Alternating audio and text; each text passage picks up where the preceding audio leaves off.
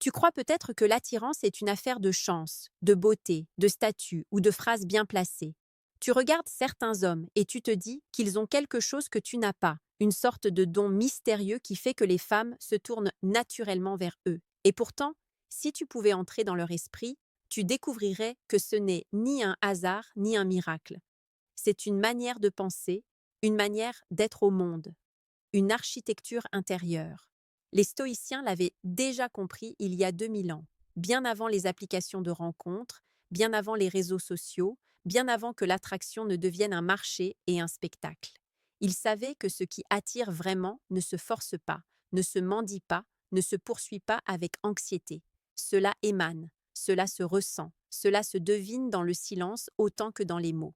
L'immense majorité des hommes cherchent à plaire comme on cherche à remplir un vide. Ils parlent pour être validés, agissent pour être approuvés, se montrent pour être choisis. Et dans cette quête, ils donnent inconsciemment le message qu'il manque de quelque chose. Or, l'esprit humain, et particulièrement l'esprit féminin, est extrêmement sensible à la perception de manque. Ce qui semble incomplet appelle parfois la compassion, mais rarement le désir profond. Le désir naît face à ce qui se tient déjà debout, à ce qui n'implore pas, à ce qui n'a pas besoin d'être rassuré sur sa valeur. Marc Aurèle écrivait, en substance, que rien n'est plus séduisant que l'âme qui est en accord avec elle-même, qui ne se disperse pas dans la recherche de ce qu'elle ne contrôle pas. Cette idée, transposée dans les relations, devient une clé majeure. L'homme qui a fait la paix avec lui-même, qui ne dépend pas du regard d'autrui pour se sentir légitime, dégage une stabilité qui rassure et intrigue à la fois.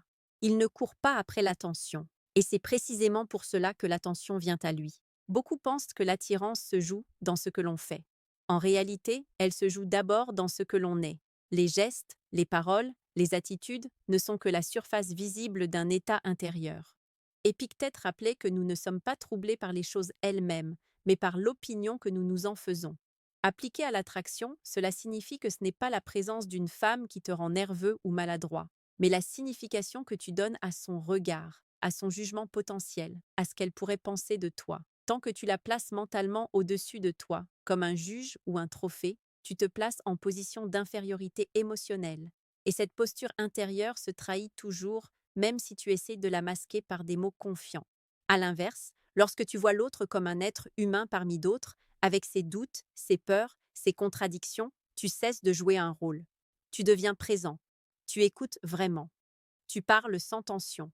Ta voix se pose. Ton regard se stabilise. Ton corps cesse d'être en alerte. Ce calme n'est pas une technique, c'est un état. Et cet état est profondément attractif, car il donne le sentiment d'un homme qui n'est pas en train de se vendre, mais simplement d'exister. Sénèque disait que la véritable puissance est celle de l'homme qui se suffit à lui-même, non par orgueil, mais par liberté intérieure. Cette autosuffisance émotionnelle ne signifie pas le rejet des autres, mais l'absence de dépendance. Tu peux apprécier la présence d'une femme, désirer son contact, aimer son énergie, sans que ton équilibre repose sur sa réponse. Et paradoxalement, c'est lorsque tu n'as pas besoin qu'elle t'aime pour te sentir entier que tu deviens capable de créer une vraie connexion. Dans la vie quotidienne, cela se manifeste de manière très concrète. Un homme qui n'est pas en quête de validation n'a pas peur des silences. Il n'a pas besoin de combler chaque pause par des mots inutiles. Il peut laisser un regard durer une seconde de plus sans s'agiter intérieurement. Il peut exprimer un désaccord sans craindre de déplaire. Il peut montrer de l'intérêt sans se transformer en demandeur. Ce juste milieu entre ouverture et solidité crée une tension subtile, une polarité naturelle. Il est important de comprendre que l'attirance ne se construit pas uniquement sur ce que tu montres, mais aussi sur ce que tu ne montres pas.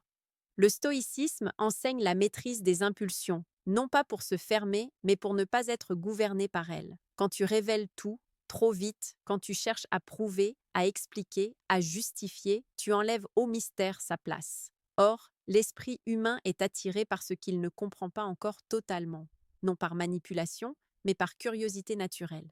Un homme centré, qui sait ce qu'il veut, qui avance dans sa vie avec une direction claire, n'a pas besoin de se raconter en permanence. Sa trajectoire parle pour lui. Sa manière de se lever, de marcher, de regarder, de réagir aux imprévus révèle déjà son monde intérieur. Comme le disait Marc Aurèle, l'âme se teinte de la couleur de ses pensées. Si tes pensées sont stables, disciplinées, orientées vers ce qui dépend de toi, cette stabilité se reflètera dans tout ton être. À ce stade, il est essentiel de rappeler une chose. Ce que tu entends ici n'a rien à voir avec la manipulation ou la domination. Il s'agit de cohérence intérieure. L'attirance la plus profonde naît lorsque deux personnes se rencontrent sans masque, chacune solidement ancrée dans sa propre valeur. Le stoïcien ne cherche pas à conquérir, il cherche à être juste avec lui-même. Et cette justesse crée une force tranquille qui, naturellement, touche les autres. Prends un instant pour observer autour de toi. Les hommes qui marquent durablement ne sont pas toujours les plus beaux, ni les plus riches, ni les plus bavards. Ce sont souvent ceux qui dégagent une impression de calme, de solidité, de présence. On sent qu'ils ne sont pas là par hasard, qu'ils ne vivent pas dans la réaction permanente, mais dans une forme de maîtrise. Ils n'essaient pas d'impressionner, et c'est justement pour cela qu'ils impressionnent. C'est ici que beaucoup se trompent de combat. Ils cherchent des phrases magiques, des techniques, des stratégies, alors que la vraie transformation est intérieure. Tant que ton esprit est agité, tant que tu te juges à travers le regard des autres, tant que tu poursuis l'approbation comme une nécessité, tu rayonnes une tension subtile qui est perçue, même inconsciemment. Et cette tension crée une distance. À l'inverse, lorsque tu travailles sur ta discipline intérieure, sur ta capacité à accepter ce qui ne dépend pas de toi et à agir pleinement sur ce qui dépend de toi, tu changes de vibration. Tu deviens plus lent, plus posé, plus sélectif dans tes paroles et dans tes actes. Tu n'as plus besoin de forcer l'intérêt, car tu incarnes déjà quelque chose qui attire. C'est aussi le moment de te rappeler que tu es ici pour ton propre chemin. Ce contenu t'aide à comprendre des mécanismes profonds, à te construire, à affiner ton regard sur toi-même et sur les relations humaines. Si cette réflexion résonne en toi, si tu sens qu'elle t'aide à voir plus clair, à te recentrer, alors pense à t'abonner.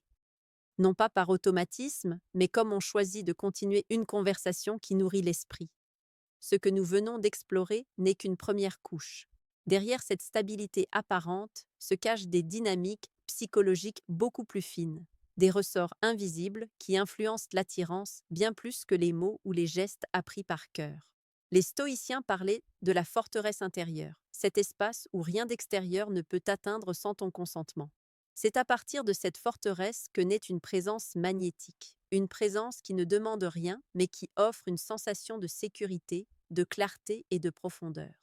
Et c'est en plongeant dans ces mécanismes, en comprenant comment l'esprit perçoit la valeur, la force tranquille, la cohérence, que l'on commence à entrevoir pourquoi tant d'hommes passent à côté de ce qui crée réellement l'attraction. Ils regardent à l'extérieur alors que tout commence à l'intérieur. Ils veulent changer la réaction des autres sans avoir transformé leur propre centre. Dans la suite, nous irons encore plus loin dans cette exploration, en reliant la sagesse stoïcienne aux lois subtiles de la psychologie humaine, pour comprendre comment certaines attitudes intérieures déclenchent naturellement le respect, l'intérêt et cette forme d'attirance silencieuse qui ne s'explique pas mais se ressent. Lorsque tu commences à comprendre que l'attirance n'est pas une stratégie mais une conséquence, ton regard sur les relations change profondément. Tu ne cherches plus à provoquer une réaction, tu cherches à incarner un état. Et cet état repose sur un principe central du stoïcisme, la maîtrise de ce qui dépend de toi et l'acceptation sereine de ce qui n'en dépend pas. Dans le domaine affectif, cette distinction est capitale. L'opinion, le désir, l'intérêt d'une femme ne dépendent jamais entièrement de toi. Ce qui dépend de toi, en revanche, c'est ta manière d'être présent, ton calme, ta cohérence, ta dignité intérieure. Épictète enseignait que l'homme libre est celui qui ne met pas son bonheur entre les mains d'autrui. Appliqué à l'attraction, cela signifie que tant que tu fais dépendre ta valeur du regard féminin, tu t'enchaînes toi-même. Tu deviens prisonnier d'une attente. Et toute attente crée une tension. Cette tension, même silencieuse, se transmet. Elle se lit dans les micro-expressions, dans la posture, dans la façon de parler, dans la vitesse des gestes. L'autre la ressent sans pouvoir la formuler, comme une impression diffuse que tu es en demande, que quelque chose en toi cherche à être comblé. À l'inverse, l'homme qui n'attend pas pour se sentir complet dégage une impression de plénitude. Il peut désirer, mais il n'est pas dépendant de l'issue. Il peut être attiré, mais il ne se perd pas dans cette attirance. Il peut s'ouvrir sans se dissoudre. Cette autonomie émotionnelle est l'un des secrets les plus puissants de l'attraction, précisément parce qu'elle est rare. La majorité fonctionne dans le manque, dans l'espoir, dans l'anticipation anxieuse. Celui qui fonctionne dans la présence et l'acceptation crée un contraste immédiat. Marc Aurèle rappelait que l'homme sage ne s'agite pas pour ce qui n'est pas sous son contrôle et qu'il trouve sa paix dans l'accord avec la nature des choses. Dans une interaction, cela se traduit par une capacité à laisser l'instant être ce qu'il est. Si la conversation est fluide, il la savoure sans s'accrocher. Si elle est maladroite, il ne se juge pas. Si l'autre se montre distante, il ne le prend pas comme une attaque contre son identité. Il observe, il accepte, il reste centré. Cette stabilité crée une forme de sécurité émotionnelle qui, pour beaucoup de femmes, est bien plus attirante qu'une démonstration d'assurance artificielle. Il faut comprendre que l'attirance ne se nourrit pas seulement d'émotions intenses, mais aussi de la perception d'un cadre intérieur solide. Un homme qui se connaît, qui sait ce qu'il tolère et ce qu'il ne tolère pas, qui n'adapte pas constamment sa personnalité pour plaire, envoie un message silencieux. Il a des limites, donc il a une valeur. Sénèque écrivait que celui qui se respecte n'a pas besoin d'exiger le respect, il l'inspire. Cette inspiration ne passe pas par des discours, mais par une constance dans l'attitude. Dans la pratique, cela signifie que tu n'as pas à surjouer la confiance. Tu n'as pas à dominer la conversation, ni à impressionner. Tu as simplement à être aligné. Quand tu dis quelque chose, tu le dis sans chercher l'approbation immédiate. Quand tu écoutes vraiment, sans préparer déjà ta prochaine phrase pour te mettre en valeur. Quand tu te tais, tu n'es pas dans le vide, mais dans la présence. Ce silence habité, cette absence de précipitation, crée une profondeur qui contraste avec l'agitation habituelle. La psychologie humaine fonctionne beaucoup par miroir. L'état intérieur que tu incarnes invite l'autre à entrer dans le même état. Si tu es tendu, l'autre se tend. Si tu es calme, l'autre se détend. Si tu es stable, l'autre se sent en sécurité. Or, la sécurité émotionnelle est l'un des fondements les plus puissants de l'attirance durable. Pas la sécurité ennuyeuse, mais celle qui permet de se montrer soi-même sans crainte d'être jugé ou rejeté à chaque instant. Le stoïcisme ne t'enseigne pas à supprimer tes émotions, mais à ne pas en être l'esclave. Il ne t'enseigne pas l'indifférence, mais la liberté intérieure. Cette liberté se ressent. Elle se manifeste dans la capacité à rester toi-même face à l'incertitude, face à l'ambiguïté, face au possible rejet. Et cette capacité est perçue comme une force tranquille.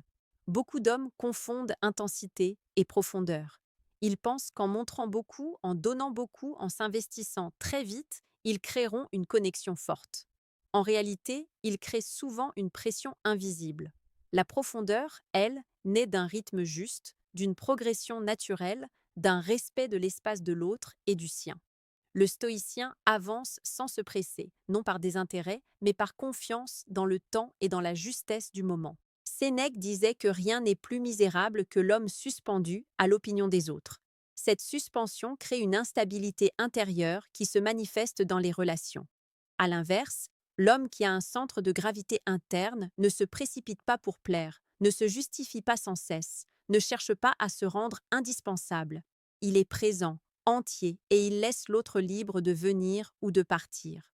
Cette liberté offerte est paradoxalement ce qui crée le plus d'attachement, car elle ne contraint pas, elle invite. À mesure que tu intègres cette posture, tu remarques un changement subtil. Tu parles moins pour combler, plus pour exprimer. Tu écoutes sans calcul. Tu agis sans attendre de récompense immédiate. Tu cesses de te demander constamment ce que l'autre pense de toi, et tu te demandes plutôt si tu es en accord avec toi-même. Ce déplacement du centre de référence, de l'extérieur vers l'intérieur, transforme radicalement la dynamique de l'attraction. Et plus tu t'enracines dans cette cohérence, plus tu dégages cette impression rare d'un homme qui ne se cherche pas, qui ne se vend pas, qui ne se perd pas dans le regard d'autrui. Un homme qui est là, simplement, pleinement. C'est cette présence qui intrigue, qui rassure, qui attire. Dans le prochain mouvement de cette réflexion, nous verrons comment cette stabilité intérieure se combine avec la capacité à créer une tension subtile, une polarité naturelle, sans manipulation ni jeu artificiel, mais par la simple justesse de l'être et de l'attitude. Quand la stabilité intérieure est acquise, une autre dimension commence à se révéler. L'attirance ne repose pas seulement sur le calme et la sécurité, elle naît aussi d'une forme de tension subtile, d'un équilibre entre proximité et distance, entre ouverture et retenue. Les stoïciens comprenaient cette dynamique à travers l'idée d'harmonie des contraires. Rien n'est vivant s'il est totalement figé, rien n'est attirant s'il est totalement prévisible. La force tranquille n'est pas l'absence de mouvement, mais un mouvement maîtrisé. Marc Aurèle rappelait que la nature elle-même est faite de rythme, d'alternance, de flux et de reflux. Dans les relations humaines, ce rythme se traduit par la capacité à être présent sans envahir, à montrer de l'intérêt sans se dissoudre, à créer du lien sans se perdre dans l'attente. L'homme qui sait quand s'avancer et quand se retirer, non par stratégie calculée mais par écoute intérieure, crée une polarité naturelle. Il n'est ni fuyant ni collant. Il est disponible mais pas dépendant. La psychologie humaine réagit fortement à ce qui n'est pas totalement acquis, non par peur de perdre, mais par curiosité, par désir de comprendre, par envie de se rapprocher. Lorsqu'un homme est entièrement tourné vers l'autre, qu'il se rend émotionnellement transparent et accessible en permanence, il enlève toute profondeur à l'interaction. Il n'y a plus de mystère, plus d'espace, plus de mouvement. Le stoïcien, lui, reste en contact avec son monde intérieur. Il partage, mais il ne se vide pas. Il s'ouvre, mais il ne se livre pas sans discernement. Épictète enseignait que chaque chose a son temps et sa mesure. Cette notion de mesure est centrale. Dans une conversation, dans un regard, dans une proximité physique, la justesse compte plus que l'intensité. Trop peu crée de la froideur, trop crée de la saturation. La juste mesure crée une tension vivante, une sensation que quelque chose se construit, qu'un chemin est en train de s'ouvrir sans être déjà entièrement parcouru.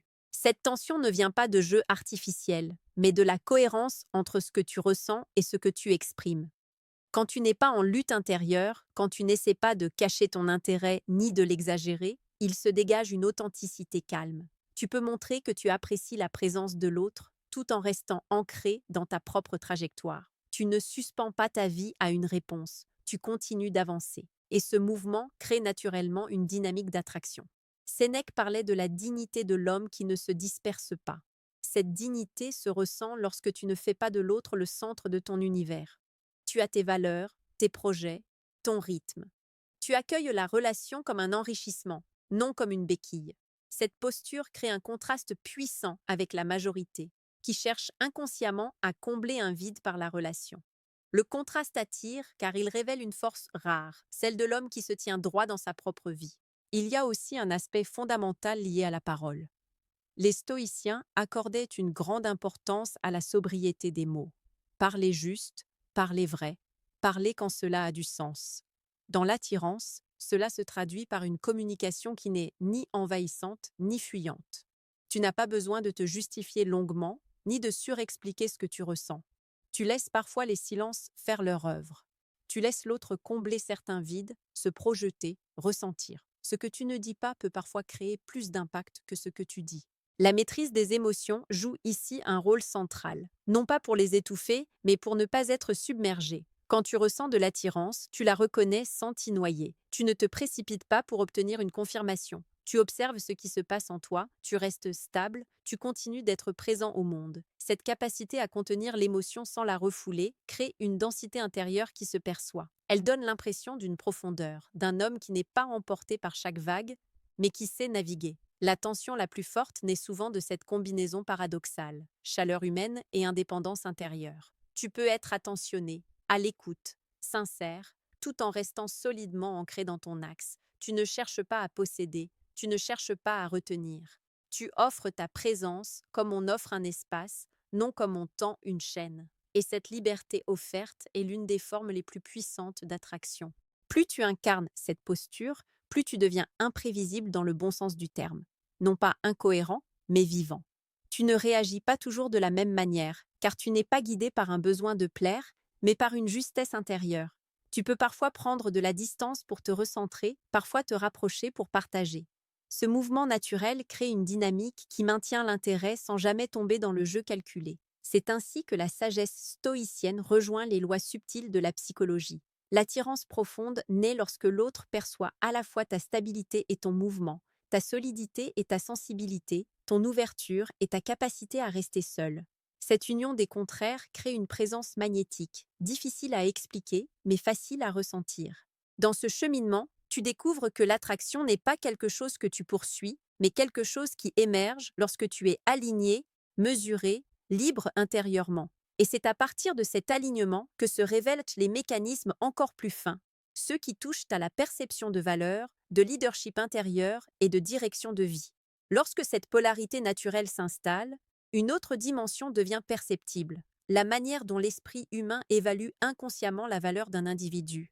Cette évaluation ne se fait pas sur des critères rationnels, mais sur des signaux subtils de cohérence, de direction et de maîtrise de soi. Les stoïciens parlaient de l'homme qui vit selon son logos, selon une raison intérieure claire. Aujourd'hui, on dirait qu'il vit selon une vision, un cap, une structure interne qui ne se laisse pas balayer par chaque émotion passagère. L'attirance se nourrit profondément de cette sensation qu'un homme sait où il va, même s'il ne verbalise pas ses projets dans le détail. Ce n'est pas tant le contenu de ses ambitions qui compte, mais la manière dont il se tient face à la vie. Un homme qui se lève chaque jour avec une direction, qui investit son énergie dans quelque chose de plus grand que la simple recherche de validation, dégage une densité particulière. Il n'est pas vide à l'intérieur. Et ce plein intérieur se ressent. Marc Aurèle insistait sur l'importance de vivre en accord avec sa nature profonde, sans se disperser dans 1000 désirs contradictoires. Cette unité intérieure crée une impression de solidité. Dans une interaction, elle se manifeste par une constance émotionnelle. Tu n'es pas exalté un jour et effondré le lendemain en fonction des réponses que tu reçois. Tu restes stable, non pas fermé, mais centré. Cette stabilité donne le sentiment que tu peux être un point d'appui, quelqu'un autour de qui les choses ne s'écroulent pas. La psychologie féminine, comme toute psychologie humaine, est extrêmement sensible à cette notion de cadre. Pas un cadre autoritaire, mais un cadre intérieur. Un homme qui n'a pas de centre est facilement influençable, facilement déstabilisé, facilement emporté par l'émotion du moment. Un homme qui a un centre, au contraire, peut accueillir les émotions de l'autre sans se perdre, peut écouter sans se dissoudre, peut rassurer sans s'épuiser. Cette capacité à contenir, au sens noble du terme, est profondément attractive. Épictète rappelait que l'on reconnaît l'homme avancé non à ce qu'il dit, mais à ce qu'il ne fait plus. Il ne se plaint plus, il ne se justifie plus sans cesse, il ne cherche plus à prouver. Dans une relation naissante, cette absence de justification permanente est un signal très fort. Tu n'expliques pas pourquoi tu es comme tu l'es simplement. Tu ne demandes pas la permission d'exister. Tu ne t'excuses pas d'avoir des limites, des préférences, un rythme. Ces limites claires sont l'un des grands paradoxes de l'attraction. Beaucoup pensent qu'en se rendant totalement disponibles, en disant oui à tout, en s'adaptant sans cesse, ils seront plus aimés. En réalité, ils deviennent flous, et ce qui est flou perd de la valeur. Le stoïcien, lui, sait dire oui quand c'est juste, et non quand c'est nécessaire, sans colère, sans justification excessive. Ce calme dans la fermeté crée une impression de maturité émotionnelle très rare. Sénèque disait que l'homme véritablement libre est celui qui n'est esclave ni de ses passions, ni de celles des autres. Cela signifie que tu ne te laisses pas entraîner dans des montagnes russes émotionnelles. Tu peux ressentir, mais tu ne t'effondres pas. Tu peux être touché, mais tu ne perds pas ton axe. Tu peux être attiré, mais tu ne deviens pas dépendant. Cette liberté intérieure se transforme, aux yeux de l'autre, en une forme de leadership silencieux. Ce leadership n'a rien à voir avec la domination. Il s'agit d'une capacité à rester stable quand l'émotion monte, à rester clair quand la situation est ambiguë, à rester digne quand l'ego pourrait être blessé. Cette dignité tranquille agit comme un aimant. Elle donne le sentiment que tu es un homme qui peut faire face à la vie, à ses imprévus, à ses tensions, sans se briser. Dans les échanges, cela se traduit par une qualité de présence très particulière. Tu n'es pas pressé d'obtenir une réponse. Tu n'interprètes pas chaque silence comme un rejet. Tu n'analyses pas chaque mot comme un verdict. Tu restes dans l'instant, attentif, ouvert, mais non suspendu. Cette absence de précipitation donne à l'autre l'espace de ressentir, de se rapprocher à son propre rythme.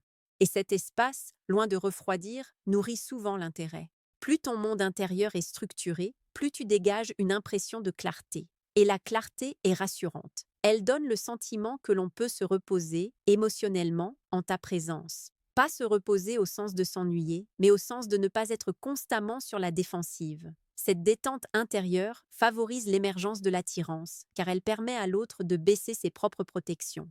Tu comprends alors que l'un des plus grands secrets psychologiques réside dans cette capacité à être un repère stable dans un monde instable. Non par rigidité, mais par cohérence. Non par contrôle, mais par maîtrise de soi. Le stoïcien n'impose pas, il incarne. Et ce qu'il incarne parle plus fort que tous les discours. À mesure que tu intègres cette vision, tu te rends compte que l'attirance n'est pas quelque chose que tu fabriques, c'est quelque chose que tu permets. Tu permets à l'autre de te voir tel que tu es, sans masque, sans agitation, sans quête de validation. Et cette authenticité calme, soutenue par une direction de vie claire et une discipline intérieure, crée une impression de profondeur qui marque. Il reste encore une dimension essentielle à explorer, celle qui relie cette force intérieure à l'art de créer une connexion émotionnelle sincère sans tomber dans la dépendance ni dans le jeu. C'est là que se rejoignent définitivement la sagesse stoïcienne et les mécanismes les plus fins de l'attirance humaine. Quand cette force intérieure, cette direction claire et cette maîtrise émotionnelle sont en place, une dernière pièce vient compléter l'ensemble. C'est la capacité à créer une connexion réelle sans jamais renoncer à soi-même. Beaucoup d'hommes oscillent entre deux extrêmes, soit ils se ferment par peur de souffrir, soit ils se donnent entièrement par peur de perdre. Les stoïciens enseignaient une voie médiane, celle de l'ouverture consciente, être présent, sensible, mais non captif, engagé, mais non dépendant.